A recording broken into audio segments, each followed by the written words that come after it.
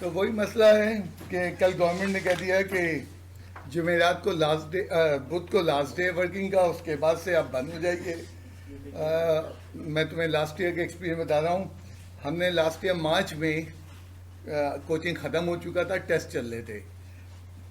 तो मैंने कहा टेस्ट में तो इतना मसला नहीं होगा, 1 घंटे के लिए बुला लेते। स्टूडेंट को बुला लिया 1 घंटे के लिए, पुलिस मोबाइल आ गई। डेफिनेटली किसी ने कंप्लेन की है और उसमें मुझे 90% इम्कान है स्टूडेंट ने किए। कुछ नहीं हुआ, 10,000 रुपये में मामला करके चले गए। हाँ, पुलिस तो आती इसीलिए पैसे देना है। तो व्हाट आई मीन, मुझे बड़ा अच्छा मैसेज मिल गया है कि भाई मैं बेइज्जत नहीं हूँगा। अब ये जो भी है, एक ने शरारत में की, जो भी तफरी में की, एक मैसेज हमें कन्वे हो गया है कि जनाब अपने आप को बिला वजह बेइज्जत नहीं करो। तो what I mean, online classes चलती रहेंगी पीर से इंशाल्लाह ताला। एंड तुम्हारे जो भी जवाब दें व्हाट्सएप पे कोशिश करूँगा जितना जवाब मैं दे सकता हूँ देता रहूँ। तो ये सिलसिला है, चेकिंग का ख़त्म हो जाएगा। अब उसमें ना समझ बच्चा काम नहीं कर रहा होगा, उसमें समझदार बच्चा काम कर रहा होगा। क्योंकि जो एक बात चीज़ अटल है, अगर फर्स्ट ईयर में ये तुम जो चला रहे हो एग्ज़ाम नहीं होते, एक लम्हे के लिए हम मानते, नॉलेज तो चाहिए। हम मान लेते हैं कि आप प्रमोट हो जाते हैं, आपको सेकंड ईयर में जाने की एंट्री मिल गई, क्या आपके पास वो नॉलेज है? तो मतलब अगर बच्चा इस लेवल पे इतनी मुश्किल जगह पे आके समझदार नहीं हो रहा है तो उसे कोई नहीं समझा सकता। ठीक है, जब तक मेरे पास वसाइल रहे और जब अल्लाह करे जब दोबारा हम फिजिकल क्लासेस पाएंगे हम कान मोड़ना शुरू करेंगे। लेकिन काम रोज होता है, एंड काम के लिए आपको कोई मुश्किल है, आप व्हाट्सएप यूज़ किया। व्हाट्सएप में प्रॉब्लम क्या होता है, 6 की 6 दिन मेरी क्लासेस चल रही होती हैं। यहाँ 11 बजे से तकरीबन, आप सारे ऑनलाइन में भी आपको वही परफॉर्मेंस देनी होती है, सिर्फ ऑडियंस सामने नहीं बैठे, अदरवाइज पूरी वही काम हो। अब मैं 6 बजे से सुबह 11 बजे से जो क्लास में आता हूँ, मुमकिन है 1 से 3 में वक्फा है, मैं नहीं व्हाट्सएप देख पा रहा। वजह क्या है कि कहीं इंटरनेट की प्रॉब्लम चल रही है मेरी। हमने बेस्ट सर्विस ली हुई है, महंगी से महंगी ली हुई है, उनमें भी प्रॉब्लम आ रही है, उनमें भी प्रॉब्लम आ रही है। और पैरेलल में मैंने 2 रखी हुई हैं कि एक को रोके तो फिर दूसरा रोके तो पहले पे आ जाए, लेकिन उसके बावजूद कभी कभी फेल हो जाते हैं दोनों। अब मिसाल के 1 से 3 में मैं फारिग हूँ, बच्चा समझ रहा है कि सर व्हाट्सएप पे जवाब देंगे, बट मैं फारिग उस स्लॉट के अंदर लगा हुआ हूँ, मेरा कोई प्रॉब्लम आई हुई हार्डवेयर या मेरी इंटरनेट के अंदर, तो मैं व्हाट्सएप पे अमूमन जो देखने का आदि हूँ वो शाम 6 बजे के बाद, क्योंकि उस वक्त क्लासेस का लोड ख़त्म हो जाता है। अगर कोई और फर्दर लोड नहीं होता तो मैं 6 बजे देखता जाता हूँ। अच्छा, व्हाट्सएप पे होता क्या है, बच्चा तो रैंडमली क्वेश्चन पूछ रहा है, अब मुझे पहले क्वेश्चन देखना पड़ता है, तो मैं बुकें लेके बैठता हूँ। एक्स्ट्राज अगर वो पूछ रहा है तो एक्स्ट्राज लेके बैठता हूँ, उसका पूरा रेफरेंस टू कॉन्टेक्स्ट बनता है कि वो पूछ क्या रहा है ये। फिर मालूम चलता है, कुछ बच्चे अभी सेकेंड ईयर में पूछ रहे थे, सर पैर नहीं था उस चीज़ का, वो 2 सवालों को मिला के एक सवाल बना दिया था उसने। एंड जब मैंने उसको पूरा रेफरेंस दिया तो सॉरी सर। अब हमें तो लगा ना 4-3 मिनट पहले समझने में हुआ क्या गड़बड़। तो आप ये समझें व्हाट्सएप पे आसानी से जवाब दे नहीं दिए जाते। आप ये कहें कि बस मैं इधर व्हाट्सएप करूंगा और जादू की तरह साथ जवाब दे देंगे, वेरी सॉरी। डिपेंड करता है कि, क्योंकि अभी मुझे जवाब देना है इकट्ठे एक साथ इतने सालों का जवाब दे देता हूँ। अब वहाँ ऑनलाइन फोरम पे लाजमी तौर पे एक साथ जवाब नहीं होता, किसी का कोई मसला होता है, किसी का कोई मसला होता है, एंड वो कुछ सुन नहीं रहे होते। तो ऑनलाइन में मेरे पास तजुर्बा, मैं बताता चलूँ कि क्लास जब होगी ऑनलाइन हमारी नेक्स्ट वीक से, तो क्लास अपने वही 2 शेड्यूल टाइम में होगी, एक 12 बजे वाले टाइम में होगी और एक 3 बजे वाले में। लेट्स सपोज आपके पास बिजली नहीं है या आपका इंटरनेट नहीं चल रहा, या बात घराने में ये भी मसला है कि जनाब व्हाट्सएप का एक ही मोबाइल है, वाले साहब के पास है, घर में फैमिली में यूज़ करने नहीं दिया जा रहा, ये भी मसले हैं। तो आप उस सूरत में क्या करें, उस सूरत में हमने ये रखा है कि वो क्लास रिकॉर्ड करके शाम 6 बजे यूट्यूब चैनल पे लोड कर दी जाएगी, ताकि उन बच्चों को जो इन किसी परेशानियों में शिकार हैं, और डेली रोज का रोज बिल्कुल समझ लो कि सामने सर बैठे हैं एंड कल मुझे काम चेक कराना है, उस काम से लड़ो। एंड खुदा ना करे कोई प्रॉब्लम हो रही है, बात करो। अभी मेरे पास एक बच्चा ये जो दो एक प्रॉब्लम, सिली प्रॉब्लम्स थी, कुछ भी नहीं था, सामने करके मेरे पास ले आया कि सर आप बता दें इसका आंसर। मैंने अपना नाम लिख दिया, हाँ भाई लो, ठीक है। तो बता ये रहा हूं, अगर तुम सीरियस नहीं हो कोई कुछ नहीं कर सकता। एंड मैं मजबूर हूं, सिस्टम के साथ यही है कि अब कुछ नहीं मालूम कोरोना कब तक चले। अभी उन्होंने कहा 11 जनवरी या समथिंग जो भी कहा पे इजलास होगा, ठीक है। और एग्जाम की डेट क्या दे दी, उसके लिए इजलास नहीं होगा, उसके मई जून में एग्जाम हो जाएंगे। जून जुलाई का है, मई जून का है, मुझे यहाँ तक याद है। उसमें बहस में नहीं पड़ा, 1 महीने का वो बहुत बड़ा है। अगर वो ये कहते कि जब हालात क्लियर होंगे तो फिर उसके मुताबिक एग्जाम की डेट देंगे, तो हम भी चलो 1.5 महीने छुट्टी करके बैठ जाते। क्या करें, और फिर फिजिकल क्लासेस जब शुरू होंगी वहीं से कंटिन्यू करते फिजिकल क्लासेस को। लेकिन हालात क्या बता रहे हैं, हालात ये बता रहे हैं कि कुछ ना हो, अक्टूबर में अगले साल कहते हैं प्रमोट हो गए सब। वेरी गुड, वेरी गुड, लेकिन बगैर नॉलेज के प्रमोट हुए तो आगे आगे तुम्हें मालूम नहीं है, वो छोड़ेंगे नहीं तुम्हें। एंड जितने लोग अच्छी यूनिवर्सिटी का ख्वाब देख रहे हैं, अच्छी यूनिवर्सिटी का मतलब समझते हो, तुम्हें भी बहुत अच्छा होना पड़ता है। हाँ, सिर्फ उन्हें अच्छा नहीं होना पड़ता, तुम्हें भी बहुत अच्छा होना पड़ता है।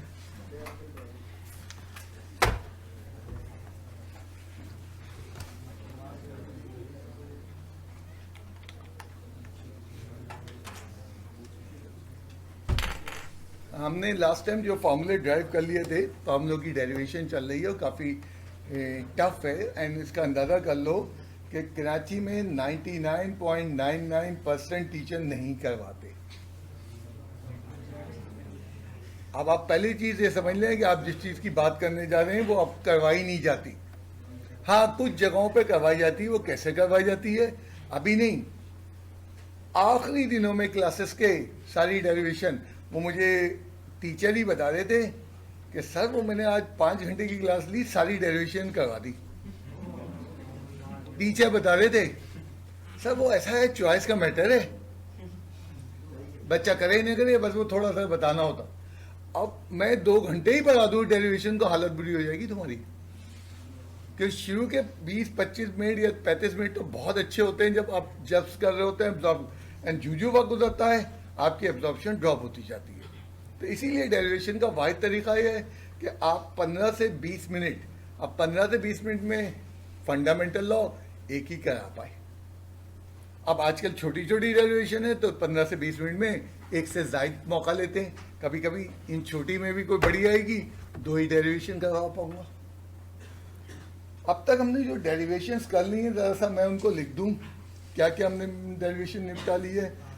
नहीं, cos of minus beta cos of beta के बराबर है।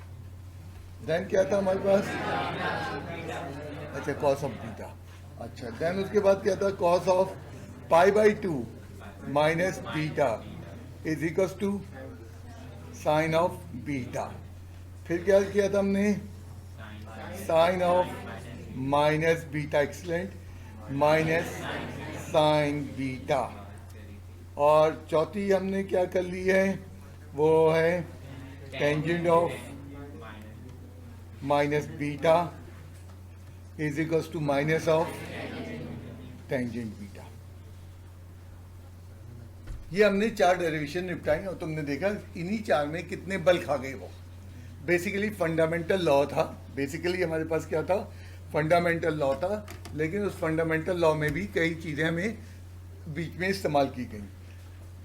आज जो हमारे पास नेक्स्ट डेरिवेशन आ रही है, 5वीं डेरिवेशन आज मैं करूँगा, वो cos of alpha plus beta derive करेंगे।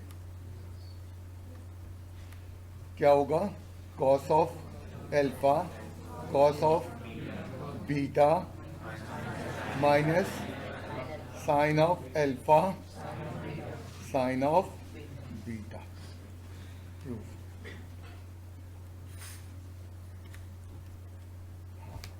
प्रूफ में अब हमने जो ये हथियार जमा कर लिए हैं इनको यूज करना है एंड इनको सोचना है कि इनके अंदर हमारे पास कहाँ से शुरू कर रहा है।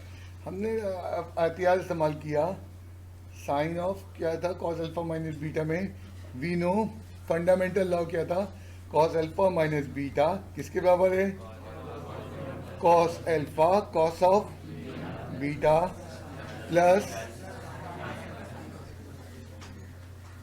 और साइन ऑफ बीटा, अल्फा और साइन ऑफ बीटा। हाँ क्या करें इसमें, ये चीज लिया है replace beta by minus of beta. Replace करना क्या होगा कॉस ऑफ अल्फा, इसको कर्ली ब्रैकेट लगा दो ताकि और क्लियरिटी के साथ क्या हो जाएगा cos of alpha cos of minus beta बहुत उम्दा plus sine of alpha sine of. कोई प्रॉब्लम यहाँ तक?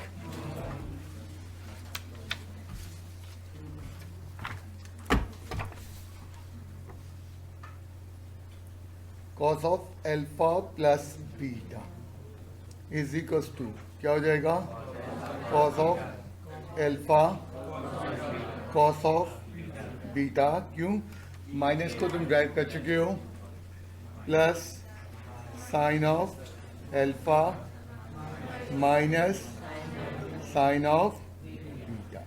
हमने पढ़ा था कि अगर साइन में एंगल में नेगेटिव है तो नेगेटिव बाहर आ जाएगा, कॉस ऑफ क्या हो जाएगा शाबाश alpha plus beta is equals to cos of alpha cos of beta minus.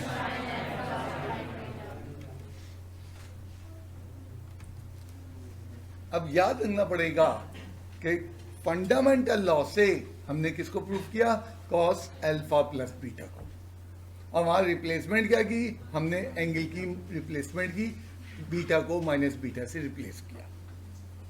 Ji examiner को किस तरह पता चलेगा कि ये वाली जो एक्सप्रेशन है वो हम लोग ड्राइव कर चुके हैं? एग्जामिनर के पास सोल्यूशन होता है, उसको कोई पता चीज करने की जरूरत नहीं होती, नहीं सर, और जो साहब सोल्यूशन बना रहे होते हैं उनको सब पहले से पता होता है, उस पर वो सोल्यूशन बनाते हैं। हाँ ये वहाँ बैठ के वो फैसला थोड़ी कर रहा है इतना टिपिकल, वहाँ तो उसे सीक्वेंस रटने की भी जरूरत नहीं है, उसे तो देखना सोल्यूशन में क्या है।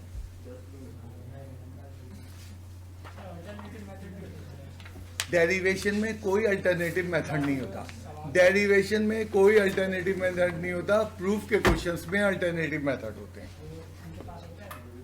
एक ही होता है डेरिवेशन में, अल्टरनेटिव मेथड होता ही नहीं है बेटा।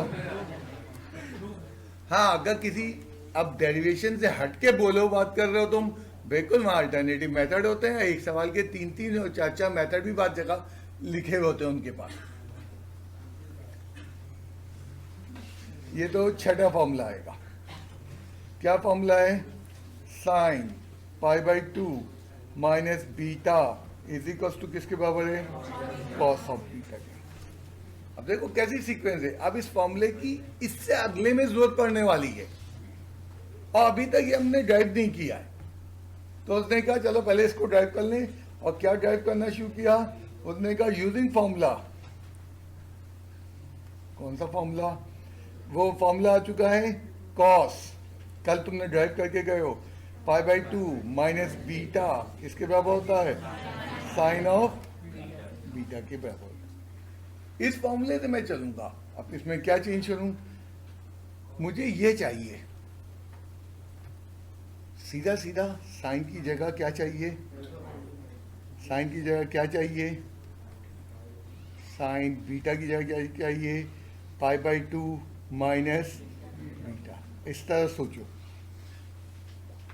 मैं समझे में, एक तो पहले ये याद रखना कहाँ से चलना है, फिर मुझे चाहिए क्या, मुझे चाहिए ये कि एंगल ये बन जाए, इसका मतलब क्या है, बीटा किससे रिप्लेस हो जाएगा, तो क्या हो जाएगा cos of pi by two minus pi by two minus, यहाँ लिख दो रिप्लेस।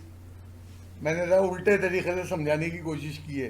रिप्लेस किसको रिप्लेस किया आपने, बीटा को किससे रिप्लेस किया है, by pi by two minus beta से, माइनस बी है। Cos pi by two minus pi by two plus is equal to sine क्या हो जाएगा, pi by two minus beta, ये कैंसिल हो जाएंगे।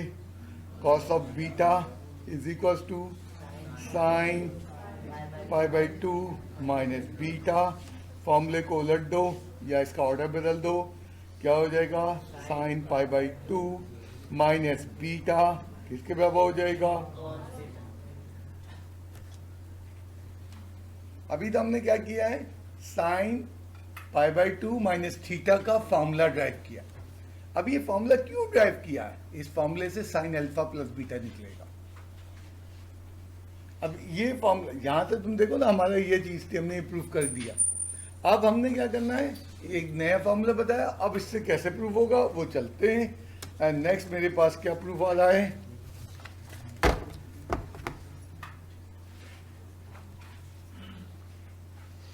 सिर्फ मेरे समझा देने से, मुझसे भी अच्छे मैथमेटिशियन समझा देने से कुछ नहीं आता, जब तक मैथमेटिक्स में वक्त नहीं दिया जाए। ये बड़ा जालिम सब्जेक्ट है। अगर दूसरे सब्जेक्ट 3 घंटे खा रहे हैं तो ये अकेला 6 घंटे खाएगा ये नहीं होता ये। एंड इसीलिए मैंने एक कंसेप्ट लेके आया हूं क्लास वर्क का अपनी टीचिंग के अंदर। पिछले 40 साल से इस कंसेप्ट से चल रहा हूं मैं, क्यों मैथमेटिक्स पढ़ा देने से तुम्हें नहीं आई। जब तुम क्लास वर्क में 20 मिनट बैठे, 40 मिनट बैठे, सवा घंटे बैठे, तो तुम्हें छोटी छोटी बारीकियां समझ में आना शुरू हुई जो रनिंग क्लास में तुम्हें नहीं क्लियर हो रही थी। तुम इसका आराम से सबूत तुम खुद हो। एंड टाइम देना है। अब तुम ऑनलाइन क्लास ले रहे हो, क्लास ले ली बस खत्म हो गया, नहीं, क्लास लेने के बाद काम होना जरूरी है। हाँ, prove that sine alpha plus beta किसके बराबर होता है, sine alpha cos of beta plus cos of alpha sine of beta के। वी नो या वी हैव, क्या हमारे पास फॉर्मूला है, किसका फॉर्मूला था, अभी वाला क्या था, कॉस क्या था, पाई बाई टू माइनस बीटा, कल हमने ड्राइव किया था, सॉरी, किसके बराबर था, साइन ऑफ बीटा के बराबर है। कल का फॉर्मूला हमने यूज किया। क्या लाना क्या है,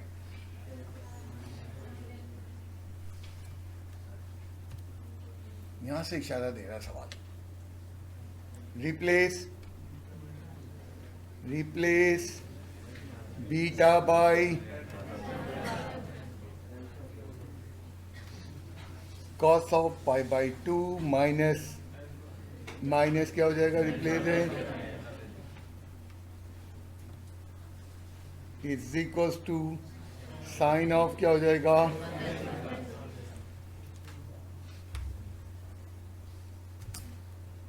कॉस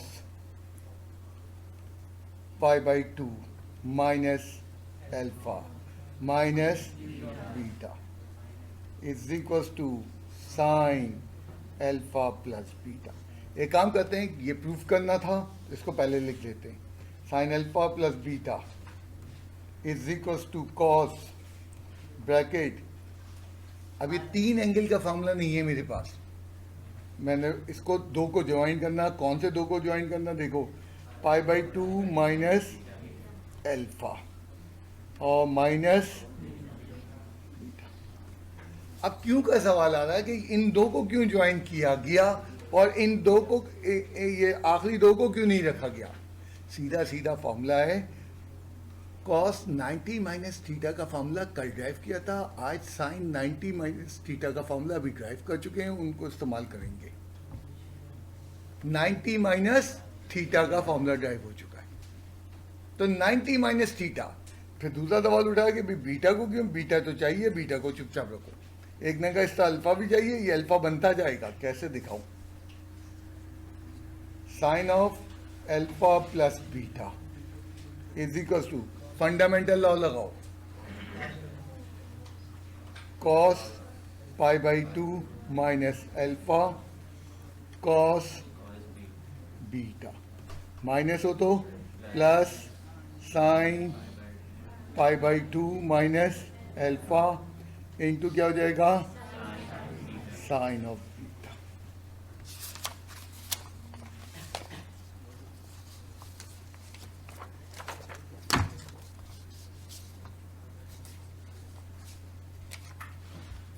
साइन ऑफ क्या हो जाएगा, अल्फा प्लस बीटा। क्या चीज नहीं आया, ये 3 एंगल थे ना, पहले 2 को साथ ले लिया, क्यों ले लिया अब वो दिखा रहा हूं। वो क्यों, अगर मैं पहले 2 को साथ ले रहा हूं, क्योंकि ये देखो जब मैंने ये अप्लाई किया ये फॉर्मूला पहले 2 का, तो ये फॉर्मूला मैं ड्राइव कर चुका हूं, ये फॉर्मूला ड्राइव कर चुका हूं। अब तुम्हारी कोई सजेशन है तो वो बोलो। मतलब हमने जब 2 चीजों को साथ लिया तो ये था। तुम्हारी ज्यादातर सजेशन ये होगी सर यहाँ अल्फा नहीं लें बीटा ले लें, चलो बीटा ले लो, जब भी आ जाएगा, जब भी आ जाएगा। ये नहीं सर, ब्रैकेट के बाद ये नीचे लास्ट टाइम सर जो पहले किया अभी ये हाँ सर, इसमें कॉस बीटा और साइन बीटा कैसे आया? कहाँ पे है ये कैसे आया? ये बेटा फंडामेंटल लॉ लगाया, fundamental law, cos alpha minus beta, alpha की जगह ये लिखा, बीटा की जगह ये लिखा है। फंडामेंटल लॉ क्या है? लो मार दिया, अब वो कहां से काम चलेगा ना। सो भाई cos of alpha minus beta का क्या फॉर्मूला होता था? Fundamental law.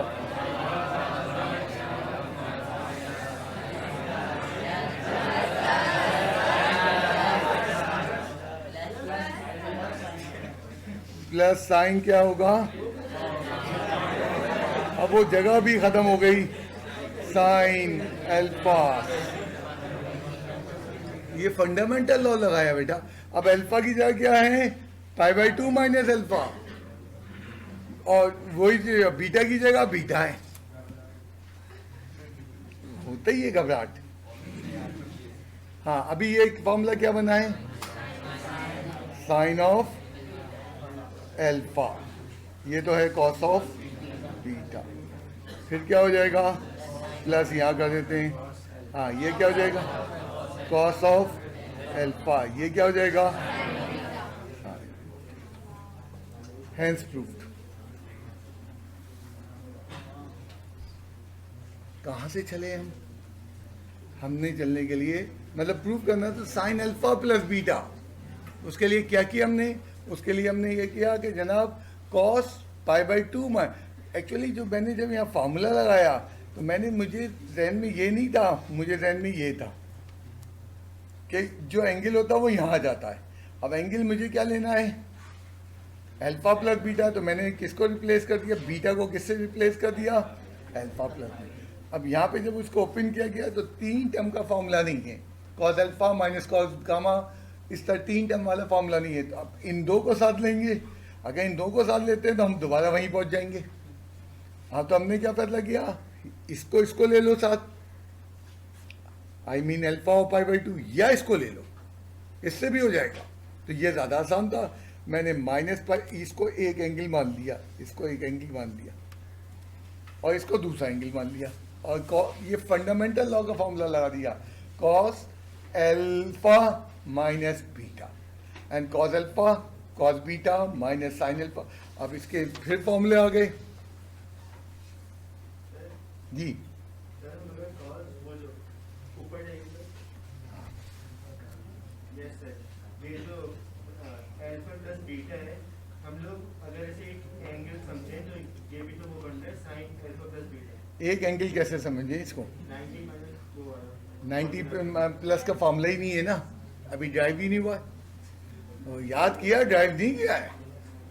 अंडा पहले आया, मुर्गी पहले आई, फिर वही वाला जवाब शुरू हो जाएगा। हाँ, अपने अपनी हैसियत ना बताओ। तो जो चीजें आप ड्राइव कर चुके हैं उनको आप यूज कर सकते हैं, जो आपने ड्राइव नहीं की उनको नहीं। ये बिल्कुल ऐसी डेरिवेशंस होती हैं। अब हुआ क्या, हम डेरिवेशन स्टाइल में तुम्हें पढ़ाते तो बहुत मुश्किल में आ जाते। तो हमने पहले दिन 10.2 में आपको 90 प्लस थीटा के तमाम फॉर्मूले दे दिए। अच्छा नहीं लगेगा, लिख सकते हैं। मैंने क्या किया, आपको डेरिवेशन उस तरह नहीं कराई जिस स्टाइल में आपको याद करवाए, क्योंकि जिस सीक्वेंस में हमने आपको याद करवाए वो एप्लीकेशन सीक्वेंस में याद करवाए। अगर हम डेरिवेशन सीक्वेंस में आपसे क्वेश्चन करवाना शुरू कर देते तो आप तो परेशान हो जाते, ये क्या है। तो डेरिवेशन बिल्कुल आखिर में एक अलग कहानी है। एंड डेरिवेशन, अब सर सोचो, ये सदियों की कहानी पढ़ लो तुम। ये एक दो दिन में नहीं है कि क्लास में बैठे और एक ने यूं कर दिया और तो ड्राइवर। सदियों में लोगों ने सोचा। हमेशा मैं कहता हूं जब डेरिवेशन कर रहे हो तो मुमकिन है 300 या 3000 साल पुरानी कहानी है। उन लोगों ने सोचा क्या था, एंड एक आदमी ने इतना सा सोचा। बेटा वो सोचते नहीं तो आज इतनी ऐसी वाली जगह में तुम नहीं बैठे होते। हाँ, ये सारी आसानियां उन्होंने सोच के पैदा की है। एक ने इतना सोचा, एक ने इतना सोचा, एक ने, और ये थोड़ी देर में वो इतना बड़ा हो गया और बड़ा हो गया। बट सेंचुरीज लगी हैं, सेंचुरीज लगी हैं। रिसर्च इसी तरह होती है। वो पुराने वक्तों में बादशाह अपनी खजाने की हिफाजत के लिए हजारों पहरेदार बैठाता था। आज हम एटीएम कार्ड लेके अपने खजाने का घूम रहे होते हैं। ये हमें सेंचुरीज ने दिया। मतलब बहुत बड़ी बात होती थी खजाने की कुंजी। आज खजाने की कुंजी तो है एटीएम कार्ड, और उसको जेब में रख के घूम रहे हो। जी, आपने रिप्लेस करने के बाद वाले स्टेप में ही cos अल्फा माइनस बीटा वाला फॉर्मूला क्यों लगाते? कॉस अल्फा माइनस बीटा वाला फॉर्मूला लगाते तो मसला क्या था, यहाँ इसको ओपन करो, क्या बनता। इसको ओपन करते तो कॉस पाई बाई 2, फिर इसके बाद आगे बढ़ता कॉस अल्फा प्लस बीटा। अब कॉस पाई बाई 2 की वैल्यू मुझे रटी हुई है। कॉस अल्फा प्लस बीटा का फॉर्मूला इससे पहले मैं ड्राइव कर चुका हूँ। फिर अगली टर्म क्या बनती इसके अंदर, वो बनती प्लस है plus sine pi by 2। Sign pi by 2 की वैल्यू है साइन अल्फा प्लस बीटा। वो उसका क्या करता मैं, क्योंकि उसका फॉर्मूला तो हम ड्राइव करने ही जा रहे हैं, और जिस फॉर्मूले को हम ड्राइव करने जा रहे हैं उसको यूज नहीं कर सकते।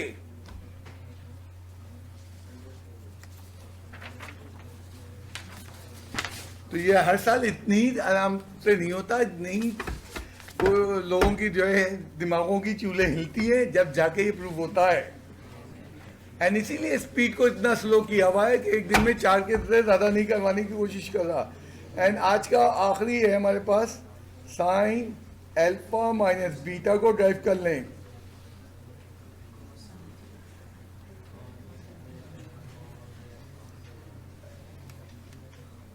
बेटा ये जो बात कर रहा है गलत काम कर रहे हो आप। साइन ऑफ बीटा प्रूफ के लिए अभी जो हमने फॉर्मूला एंड लिया है, we know the formula sine alpha plus beta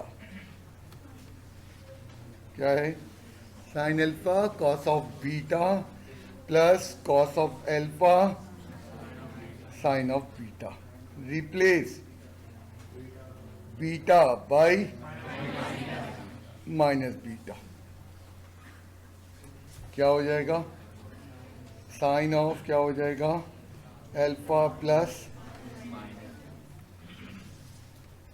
जहाँ जाए ये हो जाएगा साइन अल्फा, और क्या हो जाएगा cos of minus beta plus cos of alpha alpha, और क्या हो जाएगा साइन ऑफ माइनस बीटा।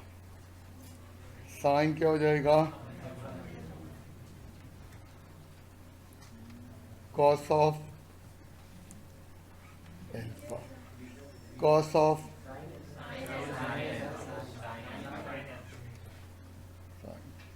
और माइनस है कॉस के साथ तो ख़त्म हो गया, ये माइनस बाहर आ जाएगा, cos of alpha minus sine of beta. Sine of क्या हो जाएगा, alpha minus beta is equals to sine of alpha cos of beta minus cos of alpha. अब जरा देखना, fundamental law cos alpha minus beta पहले derive हुआ and then cos alpha plus beta derive हुआ, and यहां sine में क्या हुआ, साइन में साइन एल्फा प्लस बीटा पहले ड्राइव हुआ और देन उसकी मदद से sine alpha minus beta derive हुआ। तो ये सीक्वेंस बड़ी इंपॉर्टेंट है कि कौन किससे ड्राइव हुआ है। एंड जब ये सब मतलब इतने सवालों में 2 सवाल या 1 सवाल पूछे जाते काफ़ी टफ हो जाता है, लेकिन हर फॉर्मूला इतना टफ नहीं है। हम जो अगले जोन में दाखिल होंगे इंशाल्लाह मंडे से, वो फॉर्मूले निस्बतन आसान है। ये ज़रा 8 फॉर्मूले शुरू के या 7 फॉर्मूले बहुत टफ थे, कि उनमें आइडेंटिटी बड़ी तेज़ी से आपस में तब्दील कर रहे थे। याद नहीं है, आप जब याद करेंगे उसको पॉइंट्स लिखेंगे, अपने पॉइंट बनाएंगे कि मुझे किस तरह याद करना। वो पॉइंट्स बड़े इंपॉर्टेंट होते हैं चीज़ों के। आप ये समझें कि सर सफदर ने पढ़ाया, आपके मुंह में फूफे का और आपको आ गए, इट्स वेरी सॉरी। कहीं रियलिटी में ये चीज़ शामिल नहीं है। अभी तो कुछ देखा ही नहीं है तुमने, अभी तो कुछ देखा ही नहीं है। फर्स्ट ईयर छोड़ो, आगे भी तो बहुत जाना है। तो उसके लिए आपको लाइन ऑफ एक्शन बनाना पड़ती है, उसके लिए आपको सोचना पड़ता है कि किस सीक्वेंस में हम दिमाग में बैठाएंगे। तो ये तो बहुत आसान चीज़ है। आज से 4 साल बाद हंसते हो गए कि ये चीज़ों में हम परेशान थे, लेकिन इन सब के लिए हमें थोड़ा सा वक्त देना पड़ता है। अच्छा, नेक्स्ट स्टेप हमारे पास जो है, मैं ग्राफ पे डिस्कस करने जा रहा हूँ। सबसे पहले मैं टेंजेंट के ग्राफ को डिस्कस करूँगा एंड देन उसके बाद जो है कुछ चीज़ों पे और डिस्कस करते हुए हम 11.1 पे आएंगे।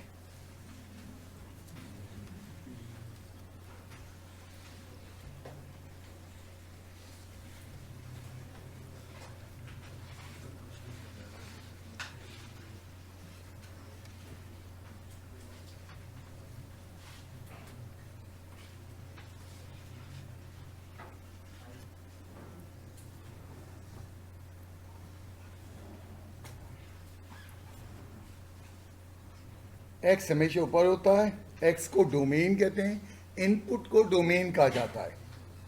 और देन वाई होता है -180।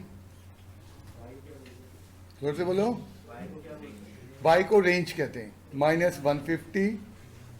अब ये जो तुम पूछ रहे हो रेंज और डोमेन, बेटा ये सब मैट्रिक में है। मतलब मैं तो कभी कभी हिल जाता हूँ कि एक एक चीज़ बेसिक बताना पड़ रही है। तो बहरहाल मतलब पूछते हुए शर्माओ नहीं, मैं बार बार कहता हूँ मैं जवाब दूंगा, बट इतना मैं अज्यूम करता हूँ कि ये आता होगा, वो बच्चा कहता नहीं ये भी नहीं आता। जोर से बोलो, ordinate and abscissa X and Y में कहते हैं। फंक्शन में जो है ये डोमेन और रेंज कहलाता है। डोमेन का अल्टरनेटिव वर्ड अगर तुम करने जाओ तो उसको कहते हैं इनपुट। रेंज का अल्टरनेटिव लिखने जाओ तो उसको कहते हैं आउटपुट। डोमेन का अल्टरनेटिव वर्ड एक और भी है, उसको कहते हैं ऑब्जेक्ट। और जनाब रेंज का अल्टरनेटिव वर्ड अगर यूज करने जाओ उसको कहते हैं इमेज।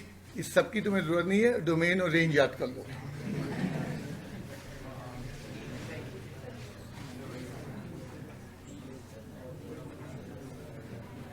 नाइन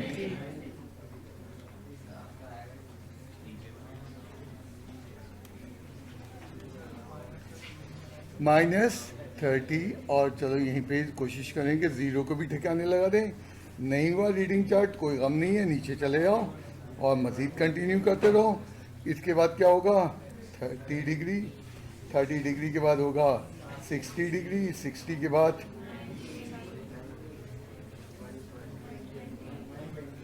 120 के बाद 150 एंड 150 के बाद 180 डिग्री। टेंजेंट 180 की वैल्यू -180 की वैल्यू और 0.577 और देन इसके बाद टेंजेंट -120 की वैल्यू 1.732 देन इन्फिनिटी का सिंबल इस तरह लिखते हैं। ये आ जाएगा -1.732 और ये आ जाएगा -0.577 और देन इसके बाद ये हो जाएगा 0.577 देन उसके बाद है 1.732। ये जो मैं वैल्यूज लिख रहा हूँ ये सब कैलकुलेटर से बड़े आराम से निकल सकती हैं। इन्फिनिटी और उसके बाद क्या होता है -1.732 माइनस और देन 0। तो ये तो हमारा रीडिंग चार्ट मुकम्मल हुआ। अब हम ग्राफ पेपर पे जाएंगे क्योंकि ग्राफ पेपर पे टाइम मुझे बहुत लगेगा, इसलिए मैं ग्राफ यहाँ पे पेपर पर जनरेट कर लेता हूँ। ये y एक्सिस है और ये मेरा x एक्सिस है एंड इसको मैंने कह दिया 30। कोशिश करता हूँ 30 के बाद 60 देन 90 फिर 120 150 180 एंड ये 30 डिग्री हो गया। ये कितना हो गया 60 डिग्री, छोटा छोटा लिखने की कोशिश करूँगा। 90 डिग्री है और देन उसके बाद क्या है 120 डिग्री है, 150 डिग्री है और 180 डिग्री है। देन इसी तरह कोशिश करें इक्वल बनाने की, 1 2 3 और 1 2 3। यहाँ पे हमने क्या हुआ -30 -60 -90 degree -120 degree and -150 degrees and then -180 degree. Then हमने जब एक्स एक्सिस पे देखा स्केलिंग के पॉइंट से मैंने बात की तो सेम स्केल बन रहा था जो साइन या कॉस में बन रहा है, यानी ऑन द एक्स एक्सिस क्या स्केल दिया हुआ है 1 small square is equal to 6 degree. तो कोई हमने इसमें यहाँ पे चेंज नहीं किया। वाई एक्सिस पे 1 small square is equal to, अब यहाँ वाई एक्सिस पे हमने देखा कि बड़ी सी बड़ी वैल्यू 1.7 भी है। तो कल तक साइन कॉस के अंदर 1.7 का कोई तस्करा नहीं था। तो हमने ये देखा कि 1 तो यहाँ ख़त्म हो जाता है, ये +1 है और ये -1। तो कल हमने एक बिग स्क्वायर लिया था, आज हमें 2 बिग स्क्वायर लेना पड़ेंगे। 2 बिग स्क्वायर क्यों? एक बिग स्क्वायर 1 के बराबर है, दूसरा बिग स्क्वायर जो है वो 2 पे। हमारी 1.7 जो है वो इसके अंदर आ जाएगी। इसी तरह यहाँ नेगेटिव साइड पे अगेन स्केल चेंज नहीं हुआ है। हाँ, वैल्यू बड़ी प्लॉट करने के लिए गुंजाइश पैदा हो गई है, एक 0.1 के बराबर। स्केल चेंज नहीं हुआ, ये 1 है, ये आगे चलोगे छोटा खाना 1.1 फिर एक छोटा 1.2 1.3 इस तरह चलता जाएगा और ये जाके 2 पूरा कर लेगा। जी बेटा 0.5 मार्क कर दो, बिल्कुल ठीक। ये 0.5 भी मार्क कर दिया। अब उसके बाद जब हम प्लॉटिंग की तरफ चलेंगे तो प्लॉटिंग में सबसे पहले मैं चलता हूँ -180 पे, हमारे पास 0 है। देन -150 पे जो है वो 0.57 यहाँ कहीं आएगा, ये 0.57 यहाँ कहीं ये पॉइंट आ जाएगा, अंदाजा। देन उसके बाद जो है दूसरा पॉइंट क्या है -120 पे 1.7। अब 1.7 के लिए 1 ये है, 2.5 ये है, 1.7 यहाँ कहीं आएगा और इस पे आना है। तो लगभग अंदाजा लगा दिया ये। जी बेटा ये 1.7 अप्रॉक्सीमेटली मैंने अंदाजा लगाया, बात को मुझे समझा लेने दो, उसमें मेजरमेंट ट्रू तुम्हें करनी है, वे अभी देख लेते हो उसके अंदर तुम्हारे भी। अब उसके बाद देन उसके बाद हमारे पास अगला पॉइंट जो है 90 पे इन्फिनिटी, उसको छोड़ दो। एक ने कहा जी इन्फिनिटी प्लॉट नहीं हो सकता, क्यों? Infinity is not a value, infinity अलामत है, सिम्बॉल है कि कोई चीज़ बहुत बड़ी हो गई है। तो इन्फिनिटी ग्राफ पेपर प्लॉट नहीं हो सकता। उस पर किसी बच्चे ने किसी साल बहुत सारी बहस की। मैंने कहा नंबर ग्राफ पेपर पे वो चीज़ें होती हैं जिनका रेफरेंस होता है। मसलन 6 क्या है, 6 ये है 5 के बाद आता है और 7 से पहले होता है। रेफरेंस दिया मैंने, 5 से बाद आता है 6 और 7 से पहले आता है। इन्फिनिटी बता दो किसके बाद आता है और उससे पहले क्या होता है इन्फिनिटी से पहले, तो तुम नहीं बता सकते, इसलिए इन्फिनिटी प्लॉट नहीं होता है। अभी अब बात तुम एडिशनल करने लगे, क्या करेंगे वो मैं उसी के लिए तो सब बातें कर रहा हूं। अब उसके बाद नेक्स्ट हमने क्या किया, -60। जैसे हम -60 पे गए, -1.7 -60 पे ये वैल्यू 1.7 यहाँ कहीं ये पॉइंट आ गया। देन उसके बाद जो है -30 पे वैल्यू क्या आ गई, 0.5 -0.5 यहाँ कहीं आ गई। और देन उसके बाद ये नहीं, ये 30 के साथ यहाँ आ गई। बेटा ये 30 के साथ लूंगा ना, और 60 की वैल्यू यहाँ कहीं आई है बिल्कुल ठीक है। अच्छा 0 तुम लोग उसको तफरी के मूड में चल लो तो बहुत मसाइल हो जाएंगे तुम्हारे लिए। और देन उसके बाद क्या है, एक्चुअली पॉइंट नहीं समझाना है इस वक्त, पॉइंट प्लॉट हो गए हैं, मुझे समझाना है इन्फिनिटी को क्या करेंगे। तुम अटके पड़े हो, पॉइंट ही प्लॉट करवाते रहो क्योंकि तुम अपने वो छोटे दिन से चल लो। 90 पे छोड़ दी हमने, देन -120 पे 1.7 यहाँ कहीं आ जाएगी वैल्यू और 0.57 यहाँ कहीं। अब जरा देखना हुआ क्या, ये वैल्यूज मिल गई आपस में, -180 -150 -120 यहाँ कहीं रुके। उसके बाद हम चलते हैं इधर, इधर जो वैल्यूज हैं वो ये 0 से शुरू हुई हैं और यहाँ ये क्या क्या इसमें मिली है, अगर तुम गौर करना, इसमें -30 0 मिला है, -30 नहीं है, इसके बाद -60 के बाद ग्राफ रुका हुआ है। इसी तरह इधर पॉजिटिव साइड पे चलते जाओ, ये ग्राफ यहाँ कहीं रुका हुआ है, 0 30 60 90 पे ब्रेक हो गया। देन आगे चलिए, आप आगे पे क्या होगा,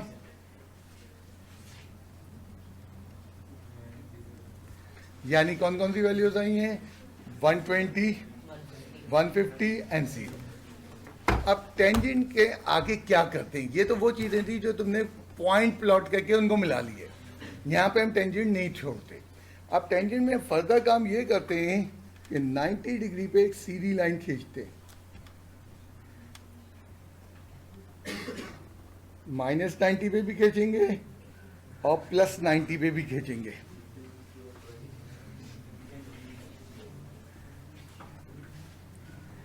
स्केल की मदद से लाइन खींची गई एंड टेंजेंट का ग्राफ बढ़ाते हैं, उसको कहते हैं एक्सट्रापोलेट करते हैं।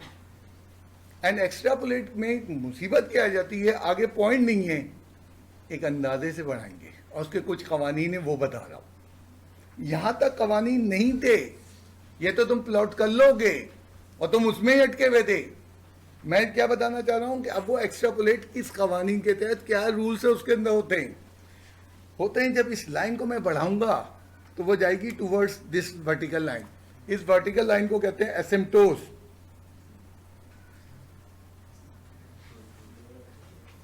एसिम्पटोस बहुत काम की चीज होती है। सेकेंड ईयर की फिजिक्स में जब रेडियो एक्टिविटी का टॉपिक पढ़ते हैं तो अरे मैथमेटिक्स की चीजें बहुत सारी हमारी फिजिक्स में यूज होती हैं। अब एसिम्पटोस होता क्या है, सोचो, इस लाइन के साथ साथ एक लाइन आ रही है जो करीब होती जा रही है इस वर्टिकल लाइन के, बस छू नहीं रही, यानी तस्वुर एसिम्पटोस का ये है।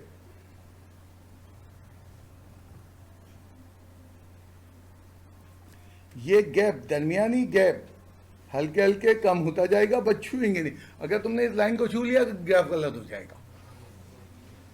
ये पोजीशन तुम्हें बढ़ाना है, ये बड़ा मुश्किल काम है। इस पोजीशन को बढ़ाते हुए ग्राफ को स्मूथ रखते हैं। ये नहीं है मतलब ये पॉइंट था, तुमने इसकी तरफ जाना है यूं सीधा, नहीं ये नहीं है। और ना तजुर्बेकारी में तुम ये हरकत करोगे, तुम क्या करोगे, यहीं से लेट जाओगे या फिर यूं सीधा हो जाओगे, नहीं ये नहीं है। कर्व बनाना है and it's really difficult job. Tangent का ग्राफ इतना आसान नहीं होता है। एंड ये एसिमिटोस हर जगह बनेंगे।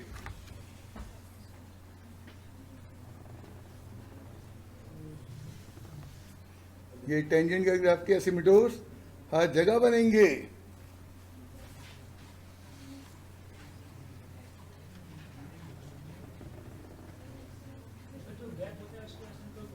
हाँ, और ये लाइन को एसिमिटोस कहते हैं, और ये गैप स्लो कम हो रहा होता है एंड छूना नहीं है। अब ये जरूरत क्या पड़ी, इसका मैं तुम्हें प्रैक्टिकल चीज दिखाऊं कैलकुलेटर से। अभी तुम्हें समझ में नहीं आया एसिमिटोस क्यों बने, अब समझ में आएगा। 89.99 की टेंजेंट वैल्यू, नहीं टेंजेंट वैल्यू सॉरी चाहिए, टेंजेंट में लिखना भूल गया। टेंजेंट 89.99 की टेंजेंट वैल्यू क्या निकल के आई?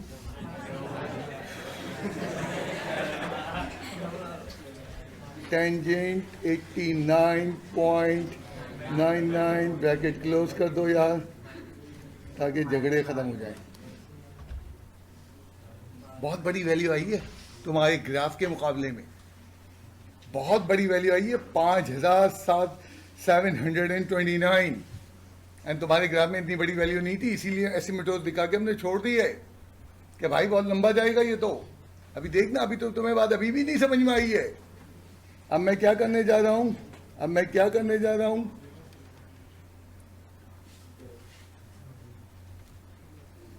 89.99 पॉइंट के बाद 4 डेसिमल प्लेसेस तक। पिछली वैल्यू क्या आई है तुम्हें याद थी? 5000 कुछ आई थी।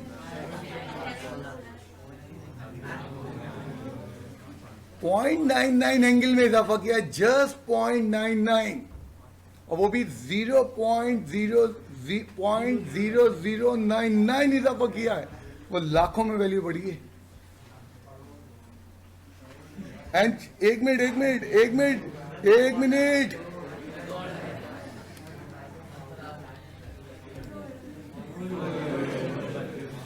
आप 90 पे तो पहुंच ही नहीं रहे, आप 90 के आसपास ही भटक रहे हैं अभी। यानी 89 पॉइंट के बाद आप चल लें, 90 पे तो पहुंचने का आपने सोचा ही नहीं। अब आप जितने चाहे डेसिमल लगा के देख ले, लाखों करोड़ों अरबों में वैल्यू चली जाएगी। अब ये कैसे निकाली, ये हमारे यहाँ का टॉपिक नहीं है। जो तुमने पूछ डाला ये साइन थीटा, वो ट्राइंगल बना के निकल दी है सारी वैल्यूज। तो हम अब दूसरे टॉपिक में चले गए। Sine theta is equals to perpendicular upon hypotenuse, tangent theta is equals to क्या था, sorry tangent theta is equals to perpendicular, वो ट्राइंगल बना के एक ही को मेजर किया ये इतना। और वो फिर जब डेसिमल का एंगल बनाना होता है तो उसके लिए आम इक्विपमेंट नहीं होते, फिर दूसरे इंस्ट्रूमेंट होते हैं जो डेसिमल नापते हैं। 89.99 का एंगल। तो मैं तो सिर्फ ये दिखा रहा हूँ कि वो जो एसिमिटोस का हम कंसेप्ट दे रहे हैं, हम बता रहे हैं वैल्यूज अभी गो ऑन है, और तुमने अगर लाइन को छू दिया रॉन्ग हो गए तुम।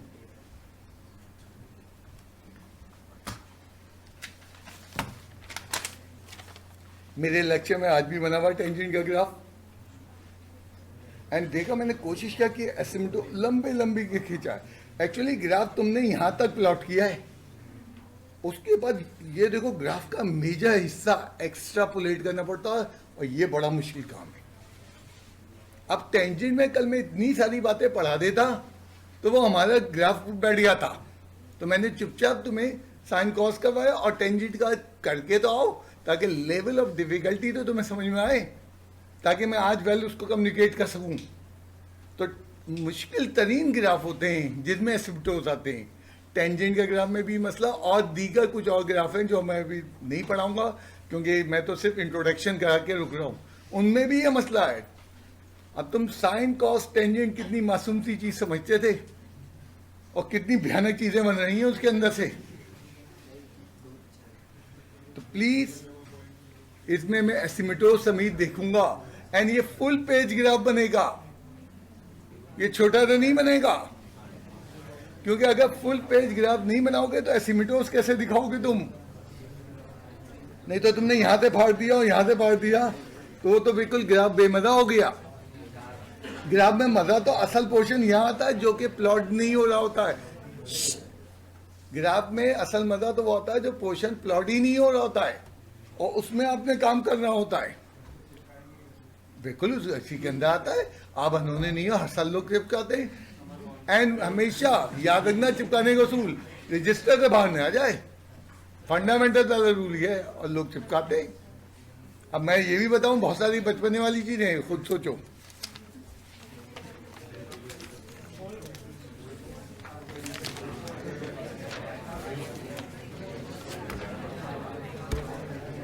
प्लीज बेटा, अभी भी हम जो है बाहर नहीं निकल पा रहे हैं टॉपिक से। अब कल मैंने एक चीज का जवाब नहीं दिया था, अभी तो मैं कल की बातों का जवाब दे रहा हूं। कल मैंने एक चीज का जवाब नहीं दिया था कि जब तुम बनाते हो 0 डिग्री, 30 डिग्री, 60 डिग्री, 90 डिग्री, चाहे साइन का ग्राफ हो चाहे टेंजेंट का ग्राफ हो, किसी का भी गैप तुम कितना लेते हो? 30 का। 30 का क्यों लेते हैं? अब आज इस पोजीशन में तुम्हें ले आया हूं, मैं 30 के गैप को एक्सप्लेन कर सकता हूं, कल की क्लास में नहीं कर सकता था। तुम जरा गौर करो, साइन के ग्राफ कैसा बनता है। साइन का ग्राफ यूं जाता है और यूं मुड़ता है और ये यूं जाता है और ये यूं होता है। ये होता है 0, ये होता है 90, ये क्या होता है 180, ये क्या होता है -180 और ये क्या होता है -90। इंपॉर्टेंट पॉइंट क्या है? जहां ग्राफ घूम रहा हो, टर्निंग ले रहा हो, कौन कौन से एंगल हैं? 90 एंड -90। कॉस का ग्राफ रिकॉल करो, कल हमने कॉस का ग्राफ भी बनाया था।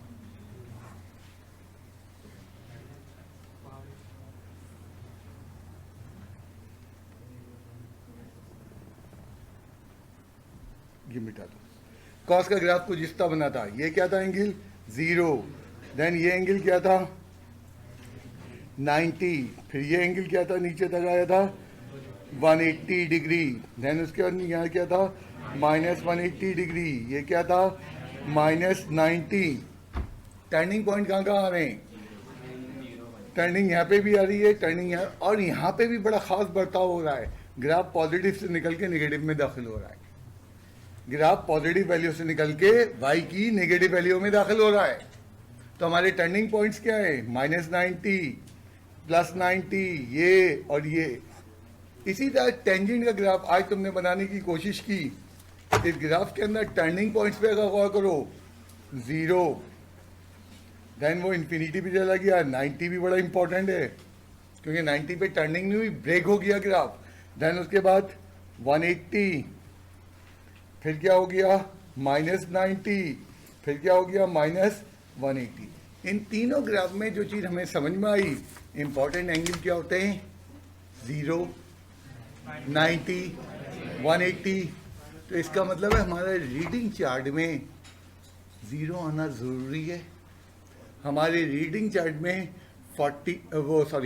90 आना ज़रूरी है। हमारे रीडिंग चार्ट में -90 आना ज़रूरी है।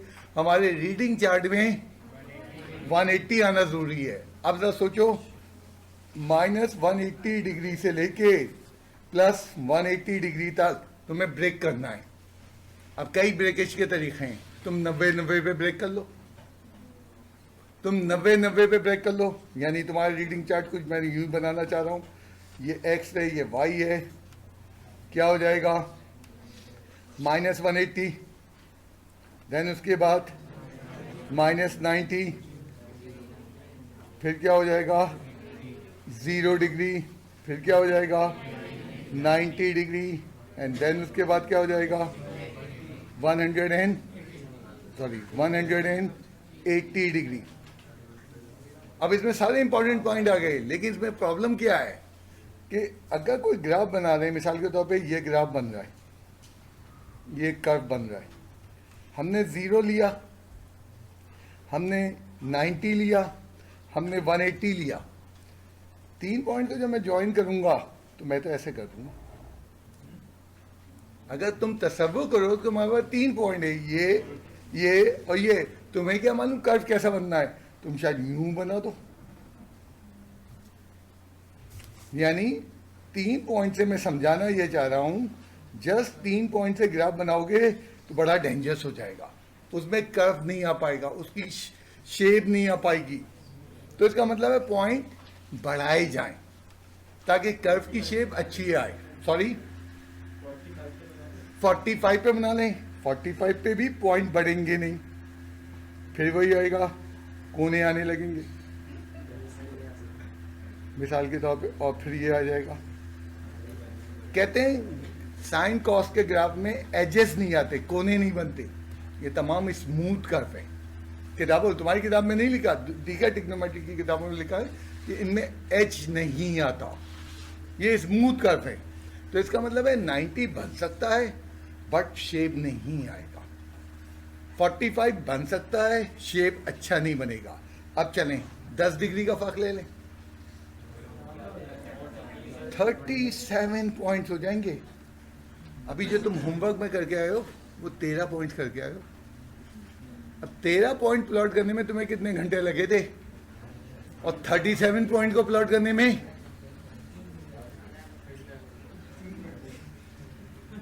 37 पॉइंट्स के साथ जो ग्राफ बनाओगे मार्वलेस ग्राफ होगा, क्योंकि वो यूं करके उसकी शेवारी होगी।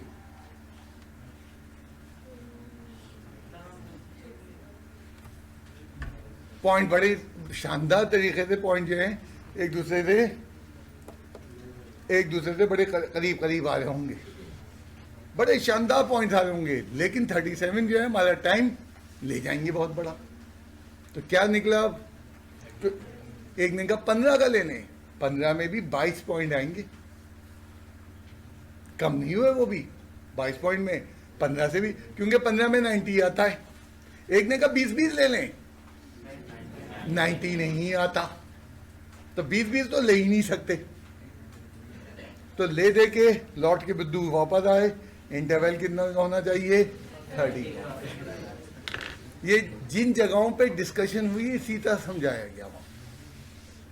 अगर आपने शेप लूज नहीं करना है तो 30 से या 30 से कम पॉइंट दे।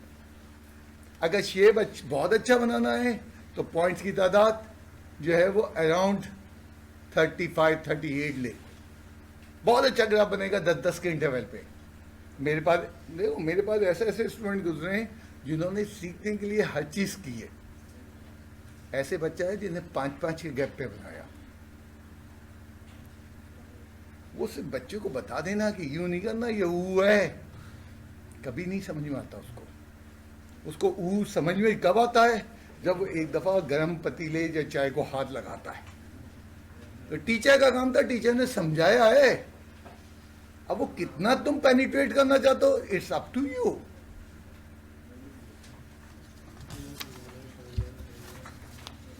अभी तक तो मैं पिछली बातों का जवाब दे रहा हूं, एक आखिरी बात रह गई, अभी तो पिछली बातों का जवाब दे रहा हूं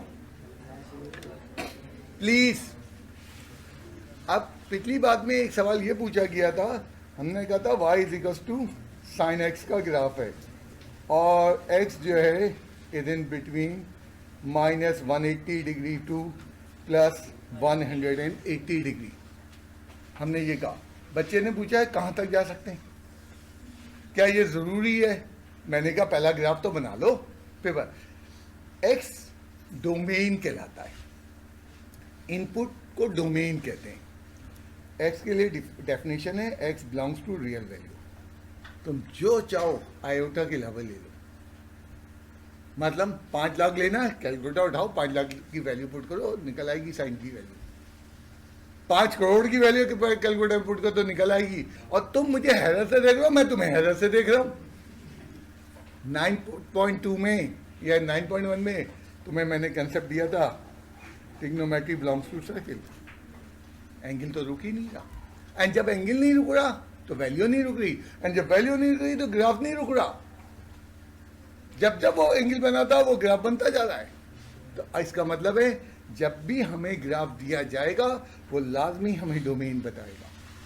अगर वो डोमेन नहीं बताएगा तो कोई बना रहा 0 से 100, कोई बना रहा जनाब 200 से लेके 300 तक, तीसरा बना रहा -180 से लेके -720 तक। जब आप डोमेन नहीं देंगे तो उसकी मर्जी चल जाएगी। तो है तो क्या, तमाम स्टूडेंट फर्स्ट ईयर के अलाउ हैं फर्स्ट ईयर में, बट मेरे पास वो अलाउ हैं जिन्होंने फीस दी है, बस ये रिस्ट्रिक्शन लगी। तो जो सवाल में दिया गया हम उसको फॉलो करेंगे। वैसे डोमेन ये है। एंड रेंज क्या है, इसकी रेंज y की वैल्यूज है, y की वैल्यूज है जो -1 से 1 के दरमियान होती है। तुम देख लो साइन का ग्राफ याद करो, 1 और -1 के दरमियान रहता है। अब ये चीज़ अभी नहीं खतरनाक लग रही है, 13वें चैप्टर में मुसीबत आ जाएगी। तो मैं सारी वो चीज़ें पढ़ा रहा हूँ जो इंटरकनेक्शन आएंगी फर्स्ट ईयर में and then afterward second year में। जो चीज़ उन्होंने डिलीट कर दी डिलीट हो जाए, बट मैं अपने वो पढ़ा। इसी तरह y = cos x का ग्राफ भी सेम होता है, x belongs to real values and -1 से लेके y क्या होता है +1 तक होता है। यानी हमारे साइन की डोमेन और रेंज, कॉस की डोमेन और रेंज इत्तेफाक से सेम है। y = टेंजेंट x, इसमें x belongs to real values except n times of π/2 and range क्या है y है belongs to real value. Tangent में अनलिमिटेड y की वैल्यू जा रही होती है। तुमने देखा टेंजेंट में कर्व ऊपर और नीचे दोनों जा रहा होता है। तो टेंजेंट में हम ये नहीं कहते कि y की वैल्यू इस हदूद में रहेगी, टेंजेंट में अनलिमिटेड है। अब ये क्या कर दिया मैंने, ये कर दिया टेंजेंट में 90 डिग्री डोमेन में नहीं होता। तुम देखो भी ग्राफ बना रहे हो 90 से नहीं गुजार रहे, एसिमेटोज 90 से गुजर रही है, ग्राफ 90 पे नहीं आ रहा। इसका मतलब 90 नॉट इंक्लूडेड इन टेंजेंट, 90 नहीं इंक्लूडेड है, 90 को कहते हैं π/2 एंड 270 डिग्री भी नहीं इंक्लूडेड है, 180 के बाद। तो 270 डिग्री को कहते हैं 3π/2। इसी तरह 5π/2 भी नहीं होता, इसी तरह 7π/2 भी नहीं होता। 180 के गैप पे ब्रेक करता अपने आप को। तो क्या किया हमने कहा n टाइम्स ऑफ π/2, π/2 90 और n की वैल्यू क्या थी ऑड है। अब मैथमेटिक्स ने एक फॉर्मूला तलाश कर लिया। उन्होंने कहा एक काम एक खास वक्फे के बाद अपने आप को दोहरा रहा है, उन्होंने उसका फॉर्मूला बना के रख दिया। यानी टेंजेंट की डोमेन, अभी यही बातें मैं सेकेंड ईयर के किसी टॉपिक में यूज कर रहा था, समझा नहीं रहा था उन्हें फर्स्ट ईयर के रेफरेंस देके, और वो टॉपिक डिलीटेड नहीं है। तो हमें ये सब बातें इतनी जो आज क्लास तुम्हें गुजर रही है, वजह ये है मैं दरिया में क्या कर रहा हूँ, कूजे में बंद कर रहा हूँ दरिया को। मैं मजबूर हूँ, तुम भी मजबूर हो, ये इंक्लूडेड नहीं है क्लास, बट अदरवाइज आगे मसाइल आएंगे। अभी 13वें चैप्टर नहीं समझ में आएगा इसी जो है फर्स्ट ईयर का, तो आपको ये याद रखना है।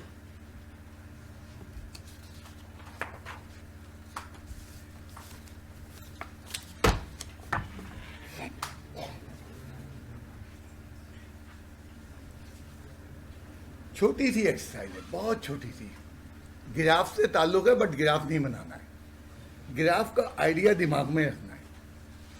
तुमने देखा दिन रात बनते, अभी 4:03 हो गए, कल 4:03 पे सूरज कहाँ होगा, सेम जगह पे होगा। कल 4:03 पे सूरज सेम जगह पे होगा। इसका मतलब है दिन एंड रात का पीरियड है 24 घंटे, एंड ये साइक्लिक है। साइक्लिक माने चक्कर के बाद दोबारा वही चक्कर शुरू हो जाता है। अगर मैं 24 दिन बाद कहूँ सूरज कहाँ होगा, इसी टाइम पे होगा 4:04 पे, 24 दिन बाद भी, 24 महीने बाद भी इसी जगह पे सूरज होगा। तो ये साइक्लिक है। साइक्लिक चीज को कहते हैं बार बार दोहराना, साइक्लिक को कहते हैं पीरियोडिक फंक्शन है।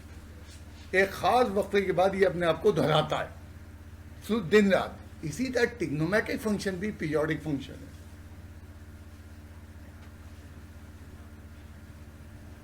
बेटे ये आम ट्रिग्नोमेट्री नहीं है, बड़ी कॉम्प्रिहेंसिव ट्रिग्नोमेट्री है। अगर मैं साइन की कर्व बनाऊं तो ये कर्व 360 यहां से शुरू हुआ ना, तो यहां से शुरू होगा, सॉरी, ये यहां से यहां तक, यहां से यहां तक 360 डिग्री है। एंड 360 के बाद ये दोबारा ऊपर गया, दोबारा नीचे आया, दोबारा यहाँ पहुँच गया। ये दूसरा पीरियड है, ये पहला पीरियड है, ये दूसरा पीरियड है। इसके बाद अगर चलाना चाहते हो तो ये तीसरा पीरियड है। तो हमारा साइन वेव कल कह रहा था, ये बार बार अब मैं आपको दोहरा रही है। कल मैंने तुम्हें बताया था उस बच्चे ने -1080 डिग्री से लेके +1080 डिग्री तक उसने कई वेव बनाई थी, 4 वेव बनाई थी उसने, उस बच्चे ने। और बड़ा सा उसका ग्राफ था, तो जब वो बना के लाया तो मैंने उसको चेक किया। उसके बाद मैंने 2 दिन तक जो है नोटिस बोर्ड पे लगा के रखा। मैंने कहा ना, बहुत शानदार कुछ बच्चे गुजरते हैं जो तफरीह के मूड में नहीं होते, और वो बहुत शानदार होते हैं। कुछ ओवर कॉन्फिडेंस होते, बहुत बुरी तरह नहीं चाहते, वो कर नहीं रहे होते, कुछ तफरीह कर रहे होते। तो 360 जो है वो हमारा साइन का पीरियड आ गया। कॉस, अब देखो इस चीज़ को मैं 11.1 को फर्स्ट डे एक्सप्लेन नहीं कर सकता था। मैं ये वेव बनाता, तुम कहते ये कैसे होती है। अब तुम में से कोई कुछ नहीं बोल पा रहा, हालांकि मैंने बहुत मुख्तसर ग्राफ पढ़ाया, लेकिन तुम 11.2 को 1 को जब्त करना शुरू कर दिया तुमने। इसी तरह कोसाइन वेव में फर्क क्या होता है, वो यहाँ से शुरू होती है, यूँ जाती है, ये एक वेव मुकम्मल हुई, एंड इसके बाद ये दूसरी वेव मुकम्मल हुई, इसके बाद ये तीसरी वेव शुरू हो जाती है।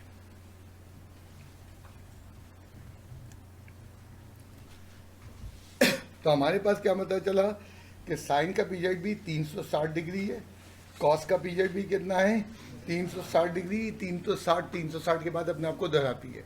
What about the tangent, tangent का कर्व मैं बनाऊं तो वो यूं बनेगा, 0 से शुरू हुआ, ये एसिमिटोज बन गए, फिर ये नेगेटिव से शुरू होगा, नेगेटिव में मैंने जगह ज़रा कम दी है, चलो एसिमिटोज में यूं दिखा देता हूँ। ये एसिमिटोज बना दिया, फिर उसके बाद क्या होता है, ये ऊपर जाएगा, फिर ये एसिमिटोज बनाएगा, फिर ये नीचे से शुरू होगा, और फिर ये रिपीट करेगा अपने आप को, और फिर ये नीचे से शुरू होगा। ये टेंजेंट वेव बना रहा हूँ मैं मुस्तकिल। इसमें तुम गौर करना कि ये यहाँ से यहाँ तक ये एक वेव है, 360 डिग्री की नहीं है, ये 180 पे। फिर उसके बाद दूसरी वेव क्या है, वो भी 180 पे। फिर तीसरी वेव क्या है, वो भी 180 पे।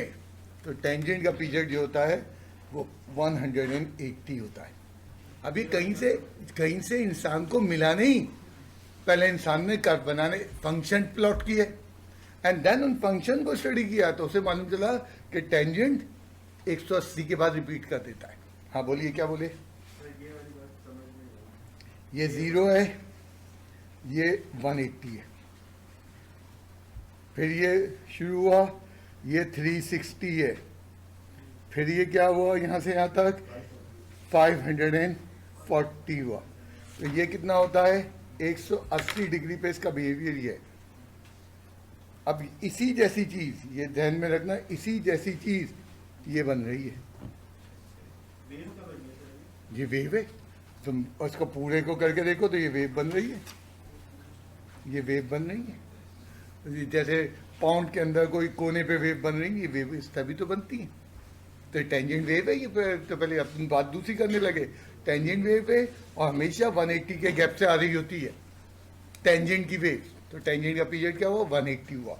अब इस चीज़ के ऊपर उसने सवालात दे दिए पीरियड निकालने के।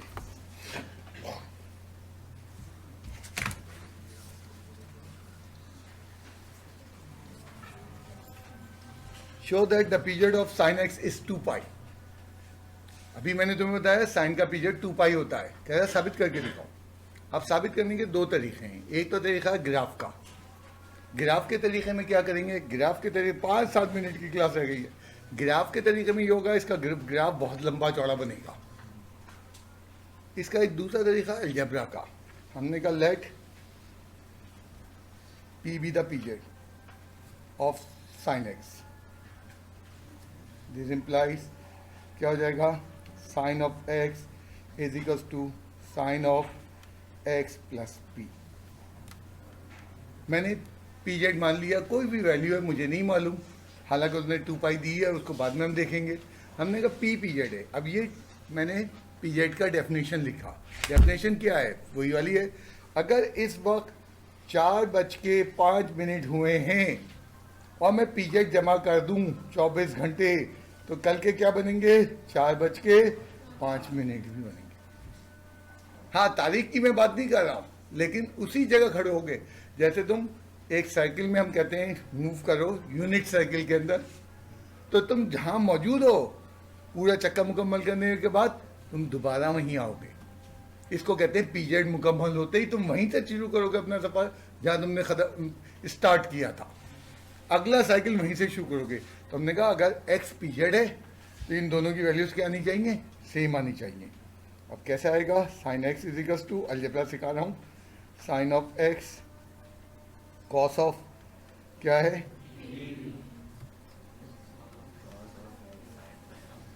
अब तुम देख लो चैप्टर 10 कितने मज़े से 11 में आ गया,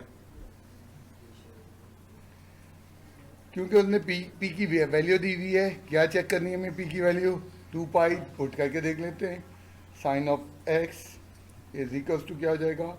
साइन ऑफ एक्स और cos of 2 pi plus cos of X sine of 2 पाई।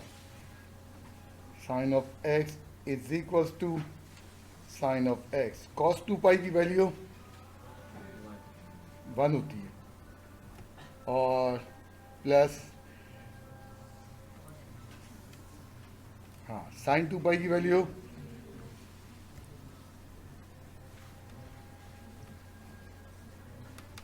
क्योंकि ये 0 से मल्टीप्लाई वैल्यू सेम चीज़ है। यानी 4:09 पे तुम जहाँ खड़े हो पीजेड ऐड करोगे, वहीं पे खड़े हुए मिलोगे अगले साइकिल के लिए, अगले चक्कर के लिए। अब ये अलजेब्रा से हमने प्रूफ करने का एक तरीका निकाला। अलजेब्रा कहता है कोई सपोज कर लो, एक ने कहा पी क्यों सपोज किया, तुम टी सपोज कर लो। अमूमन किताबों में पी लिखा जाता है, पी फॉर पीजेड। जो भी उस ट्रिग्नोमेट्रिक फंक्शन का पीजेड है वो पी है। तो हमारी मुताबिक डेफिनेशन के मुताबिक अगर हम पीजेड ऐड करेंगे तो हम दोनों की वैल्यूज़ को बराबर पाएंगे। अब सारी बात है, एंगल सिंपली ऐड नहीं होते। ये 10वें चैप्टर में तुमने पढ़ लिया। तुम कहोगे साइन अल्फा प्लस बीटा, नहीं, वो उसके लिए फॉर्मूला बनता है। फॉर्मूला बना, अब हमें यहाँ पी की वैल्यू क्या प्रूव करनी थी, जो वैल्यू प्रूव करनी थी वो हमने यहाँ पुट कर दी एंड देखा दोनों बराबर आ गए। इसका मतलब है 2 pi is the period of this function sine x. अब ये मैंने कौन सा तरीका बताया? अलजेब्रा से। एक दूसरा तरीका कौन सा बताया? जो ग्राफ से बहुत लंबा काम चलाएगा। अब जरा एंगल बदल दें, आखिरी सवाल में एंगल को बदल दें।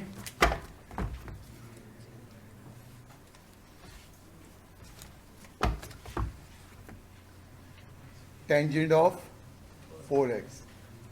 Let P be the period of tangent of 4x.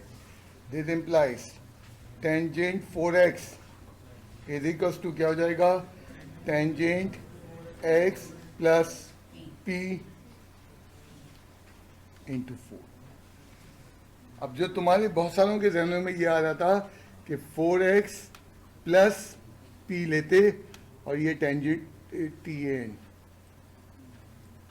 यहाँ होता। बेटा बात क्या है? एंगल के साथ क्या हो रहा है? एंगल 4 गुना हो रहा है, तो पीजेड को भी 4 से मल्टीप्लाई होना है। अगर हमने ये किया तो हम तो सिर्फ एंगल को इंटरटेन कर रहे हैं, पीजेड को नहीं। तो जो एंगल फेस कर रहा है चीज़ों तब्दीली में, वही किसने पे फेस करना है? पीजेड ने भी फेस करना है। यानी कि 4x प्लस p नहीं होगा, बल्कि क्या होगा? क्या होगा? वो x plus P times of 4। इस सवाल में नोट करना, इसमें हमने पीजेड दिया नहीं है, पूछा है। पिछले सवाल में तो प्रूफ करना था, अब निकालेंगे कैसे? Tangent 4x plus 4 of p tangent 4x is equals to tangent 4x अल्फा प्लस बीटा का formula, tangent 4p upon 1 minus tangent 4p। जब मैं यहाँ पहुँच गया तो मुझे याद आया कि अगर टेंजेंट होता तो उसका पीरियड था पाई, तो मैंने कहा लेट 4p जो एंगल है अगर वो पाई के बराबर हो जाए। पाई क्यों लिया, 2 पाई क्यों नहीं लिया? टेंजेंट का पीरियड पाई होता है। तो हमने वही स्टैंडर्ड से जोड़ा कि यहाँ पे क्या आना चाहिए, यहाँ आना चाहिए पाई। तो हमने कहा 4p को किसे, तो p की वैल्यू क्या निकल आई, पाई पर। तो ये मुमकिन पीरियड है, यानी इसका मतलब एंगल चेंज होगा तो पीरियड भी चेंज होगा। ये बताना वो चाह रहा तुम्हें, एंगल क्या हुआ, x नहीं है अब 4x है, उसके मुताबिक पीरियड भी चेंज हो रहा है। जरा चेक कर लेते हैं इस वैल्यू को पुट करके कि लेफ्ट एंड राइट बराबर आ रही है नहीं है। Tangent 4x is equal to tangent 4x plus tangent 4 times of pi by 4 upon 1 minus tangent 4x into tangent 4 times of pi by 4। Tangent 4x is equal to क्या हो जाएगा, tangent of 4x plus tangent of pi upon 1 minus tangent 4x into tangent of pi.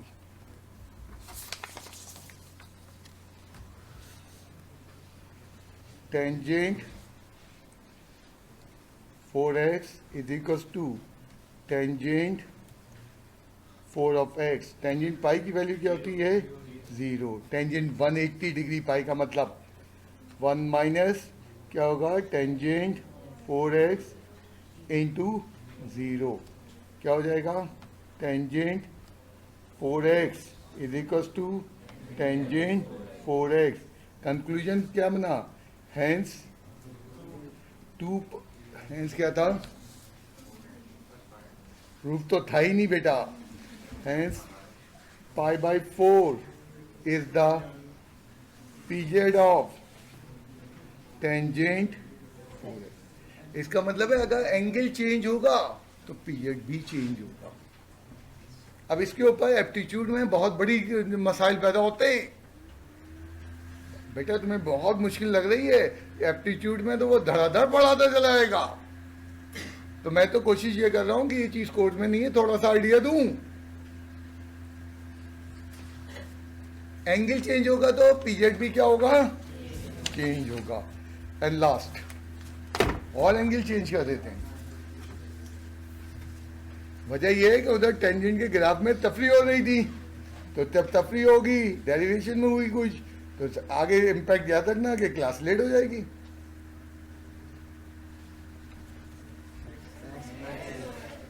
x by 3 sorry,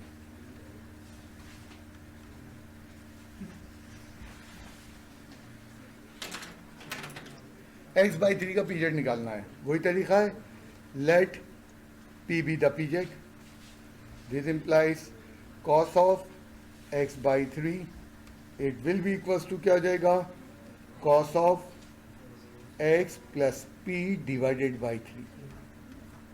ये नहीं है x by 3 plus p। अभी जैसे हमने 4 times के लिए क्या किया था, हमने क्या किया था, x plus p times of 4। And angle को ब्रेक कर लो। तो जब तक मैं दूसरा सवाल नहीं दे पाऊंगा क्लियरिटी लाना था मुश्किल हो जाएगी। cos ऑफ क्या हो जाएगा, x by 3 plus p upon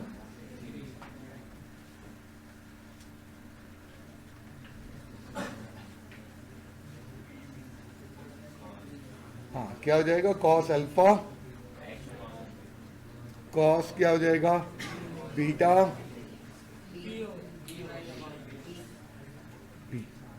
और क्या हो जाएगा, साइन x बाई 3 और साइन p बाई 3। ये p है, p बाई 3।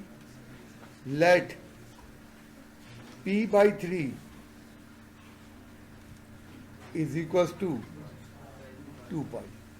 2 पाई क्यों लिया, साइन का पीरियड भी 360 है, कॉस का पीरियड किसी एक का ले लो। टेंजेंट ये 360 डिग्री होता है 2 पाई, तो साइन का पीरियड भी 360 है, कॉस का पीरियड भी है। हमने इस एंगल को पीजेड के बराबर ले लिया। पी की वैल्यू क्या निकल के आई? 6 पाई। कॉस क्या हो जाएगा? x/3। हाँ, क्या हो जाएगा?